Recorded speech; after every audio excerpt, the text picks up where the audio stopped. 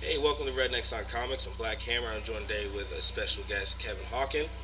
He is an artist. He's done some of the work on the Gloom covers. I don't know if you. We'll have Steven on here soon.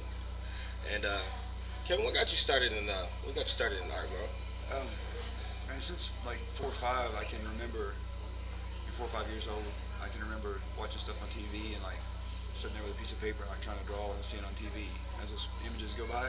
Mm-hmm. And uh, I've always just drawn stuff. Like if somebody's had an interest and I care about that person, like I'll try to capture it and give it to them, whatever. And so I mean, throughout the years, young adult, teenage years, uh, I always did art for my friends and family. Never tried to sell it or anything like that. And interesting thing is, it was always like black and white, gray tones, Yeah. kind of dark. And I didn't start doing color about 3 years ago, and now it's kind of one of the things I'm known for. It's like the color palette I choose and the kind of a glow, Mm-hmm. drawing. And but yeah, I lost my brother in 2009, and kind of put me in a fog for about 4 or 5 years there, and then something just kind of snapped. My wife, she's always been she is my biggest supporter, my muse, and I told her, man, I was like, I don't know if I can draw anymore. I was like that when I go down inside me, that place I go to, I don't know if it's gonna be there, and so I just sat down. A David Bowie piece, which is pretty popular. Yeah. It's kind of old, but that's the first thing I did. Hit that David Bowie piece, and uh, then came Freddie Mercury, and then, just the list That just kept going. Mercury's Yeah, sick though. and then Prince was right after that, and it was all before my first convention. It's in 2016, and yeah, I mean the colors just started coming, and because Prince had just passed away. He actually passed away like that week, and the very next day I did that piece, and the con was like that day. And but yeah, the past 3 years have been, I mean, amazing. I guess it's an underwhelming word for it, but I mean, things have happened that some other artists say don't happen that quick, or Yeah. have never happened to them, and they've been doing it forever. But I've just learned, man, especially as an artist, I mean, it applies to all life. Don't compare yourself to others. It's really hard to do, especially in any kind of industry. But just compare yourself to your past self. That's the only person you should try to compare yourself to. That's Make sure you're evolving, because being an artist, there's always a risk of like devolving.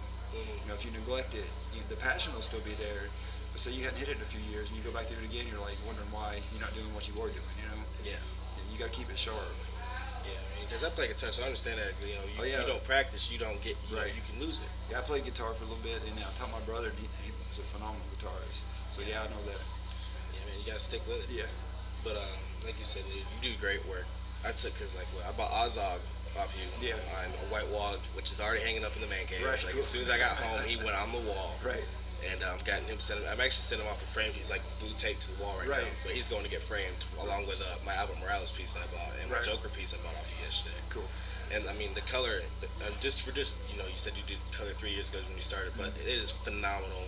The contrast, the shading, the breaking up of the colors, Right. it's amazing. You do good jobs. You do great work.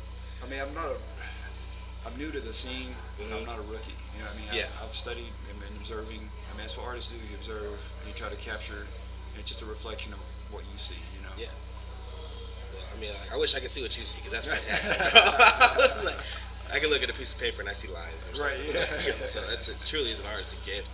And I mean, we're glad to have you here. This is your second year, right? Yeah. Been here both And, years. and Yeah. we're hoping to have you again next year if Now you can make it. we've got some new stuff hopefully in store next year. Some big plans. Yeah. Sheila, my wife, she's come up with some awesome ideas. We'll see if we can implement them, and That'd be whatever great. venue we find ourselves at, it'll be a cool show, I'm sure. That'd be great. That would, man. But comic book wise, are you working with a company right now or getting ready to start Uh, with one? I do licensed work with Marvel. Yeah, it's and what I Lucas. thought. Yeah, with their sketch cards. Mm-hmm. I haven't. A lot of times the comic book field, it's kind of like who you know when you know them type of thing, and it's the same type of deal as far as it's job to job. Yeah. And I mean, early on, I was doing my own graphic novel, like way back in the '90s.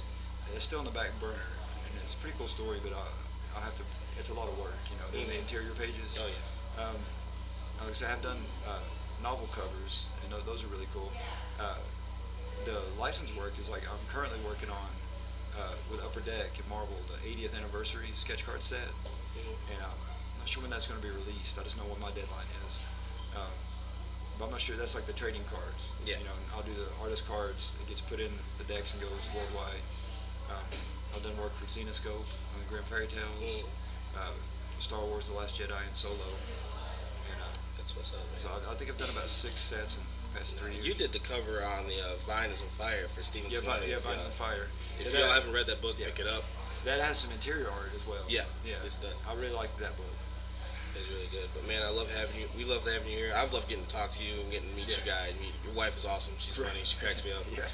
And I'm gonna let you get back out here since we're gonna start picking up here soon. But Right. bro, I can't wait for next year to see what you guys bring. This year's been phenomenal. Yeah. Dragons Mountain Comic Con, y'all, you've missed it this year, but there's next year, and we'll have him back. We'll have Albert back and some of the other artists, and we look forward to seeing you there, bro. And thank you so much, man. No problem, man.